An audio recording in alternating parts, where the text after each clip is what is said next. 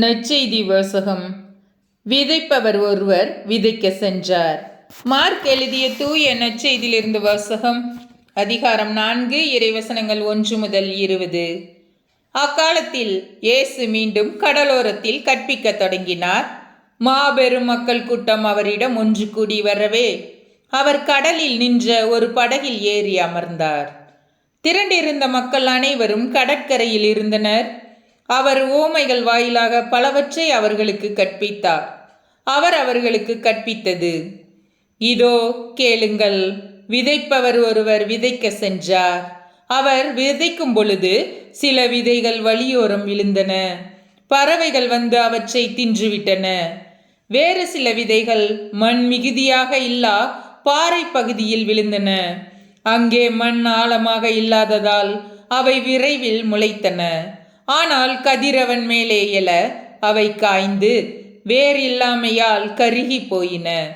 மற்றும் சில விதைகள் முச்செடிகளிடையே விழுந்தன. முச்செடிகள் வளர்ந்து அவற்றை நெருக்கிவிடவே அவை விளைச்சலை கொடுக்கவில்லை. ஆனால் இன்னும் சில விதைகள் நல்ல நிலத்தில் விழுந்தன.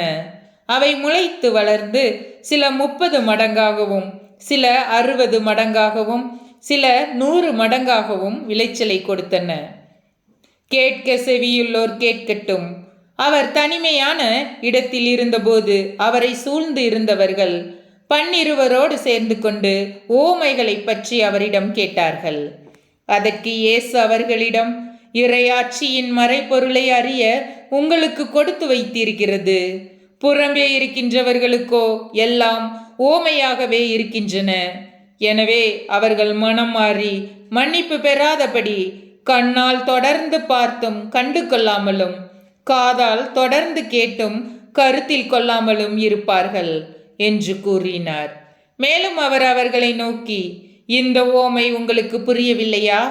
பின்பு எப்படி மற்ற ஓமைகளை எல்லாம் நீங்கள் புரிந்து கொள்வீர்கள்? விதைப்பவர் இறை வார்த்தையை விதைக்கிறார். வழியோரம் விழுந்த விதைகளுக்கு ஒப்பானவர்கள் வார்த்தையை கேட்பார்கள். ஆனால் அதை கேட்டவுடன் சாத்தான் வந்து அவர்களுள் விதைக்கப்பட்ட வார்த்தையை எடுத்து விடுகிறான். பாறை பகுதியில் விதைக்கப்பட்ட விதைகளுக்கு ஒப்பானவர்கள் இறை வார்த்தையை கேட்டவுடன் அதை மகிழ்ச்சியோடு ஏற்றுக்கொள்வார்கள். ஆனால் அவர்கள் வேறற்றவர்கள், சிறிது காலமே நிலைத்திருப்பவர்கள். இறை வார்த்தையின் பொருட்டு இன்னலோ இடுக்கணோ நேர்ந்தவுடனே அவர்கள் தடுமாறி வீழ்வார்கள்.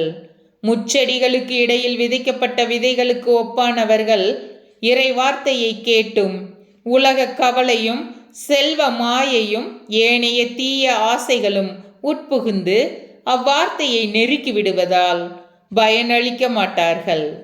நல்ல நிலத்தில் விதைக்கப்பட்ட விதைகளுக்கு ஒப்பானவர்கள் இறை வார்த்தையை கேட்டு அதை ஏற்றுக்கொண்டு பயனளிப்பார்கள். இவர்களுள் சிலர் 30 மடங்காகவும் சிலர் 60 மடங்காகவும் சிலர் 100 மடங்காகவும் பயனளிப்பர் என்றார். ஆண்டவரின் அருள்வாக்கு. கிறிஸ்துவே உமக்கு புகழ்.